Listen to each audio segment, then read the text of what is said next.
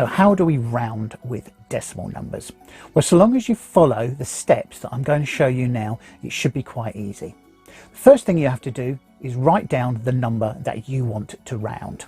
So here in my example, I just want to round the number 3.7. So I've written it down and I'm ready to move on with my calculation. The first thing I need to decide is what I'm rounding it to. You can round numbers to any value, to any column on our place value chart. Here with the number 3.7, I want to round it to the nearest one whole.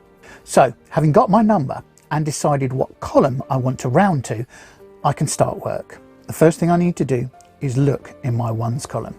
That's the column I want to round to. So the number 3.7, it will either round up to 4, the number greater than it, or it will round down to 3, the number it actually is.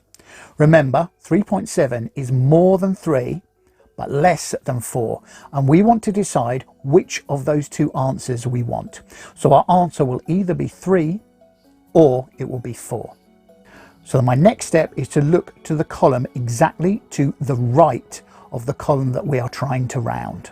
In our case, that column is the tenths column with a 7 in.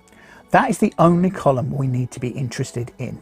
This number can have lots of other digits in it. It could be 3.72569, but because we are looking to round the number to the nearest one, the only number that matters to us is the number that is in the tenths column, the column immediately to the right.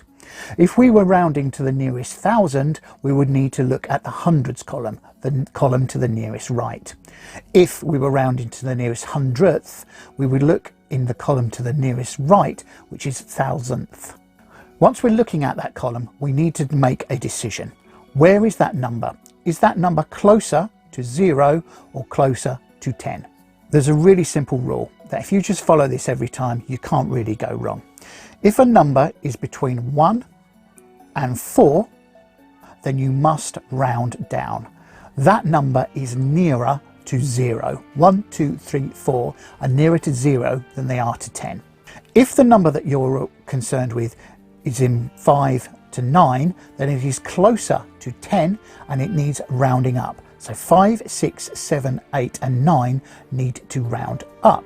Now the number 5 always gives us a problem. It's right bang in the middle. It's no nearer 10 than it is 0. However, the rule that we all stick to, so if you stick to it, your answers will be the same as everyone else, is that if it's 5, we round up.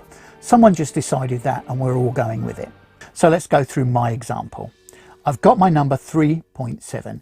I've identified the column that I want to round, which is the ones. I've looked at the column to the right of it, which for this number is the tenths. Now I need to identify that number. That number is 7, and I need to check whether it rounds down or up. 7 is in between 5 and 9, so it rounds up. So 3.7 is nearer to 4 whole ones than it is to 3 whole ones. So 3.7 can be successfully rounded to 4 or 4.0. If you follow these steps for everything you do, you can't really go wrong with rounding. So again, write the number, identify the column that you want to round to. So if the question is asking you to round it to the nearest whole number, then you're looking at the ones column. If it's asking you to round to the nearest tenths, then you're looking at the tenths column. Then move to the column immediately to the right of that, identify that number and work out whether it's 1 and 4, in which case you're going to round down, or 5 and 9, in which case you are going to round up. Don't forget, when rounding down, you're rounding down to that whole number. 3.7 is more than 3 and less than 4, so those are the two numbers. Don't be confused by the fact that 3, when rounded up, becomes 4.